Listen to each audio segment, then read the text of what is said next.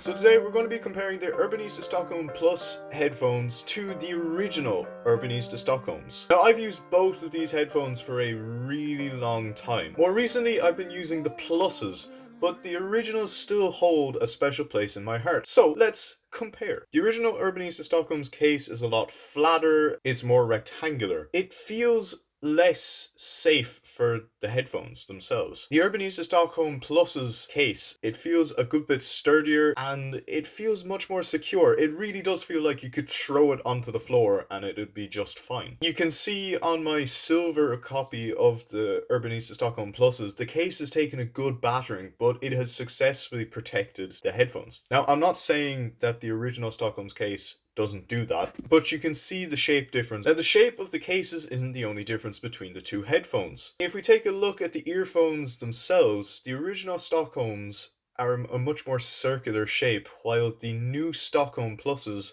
are much more of a teardrop shape, which I find is much more comfortable when you have them in your ear, and they also stay in better. Now, the Stockholm Plus case also has a button in it for resetting the Bluetooth, which I think is far better than on the originals, where you had to hold down on both of the symbols to get it to pair. Having made a video on the problems with the original one, this was a problem for a lot of people.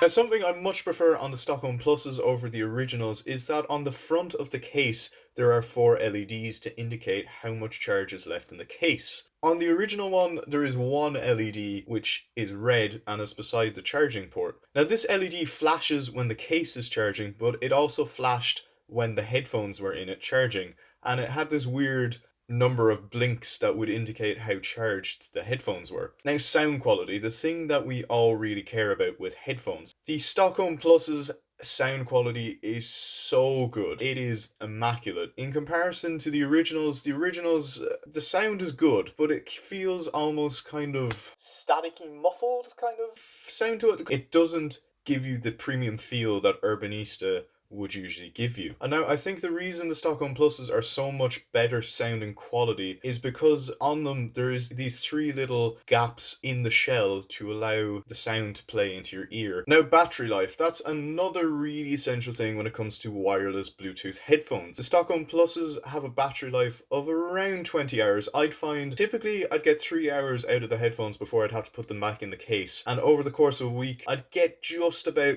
the 5-6 days out of them before I'd have to charge the whole case again. The original Stockholm's slightly less good battery life. They market it at 14 hours, but I usually find after about 3 uses of 3 hours that they die, so kind of get like 3 days out of it, which is still pretty good. Overall, the Stockholm Pluses are a significant improvement on the original Stockholms. I'm pretty sure Urbanista themselves don't actually manufacture the original Stockholms anymore, but they're probably a cheaper alternative that you can get on Amazon or somewhere else, and they're definitely a good option as well. So if you did enjoy, make sure you hit that like button. If you're new, make sure to smash that subscribe, and I'll see you guys in the next video. Goodbye.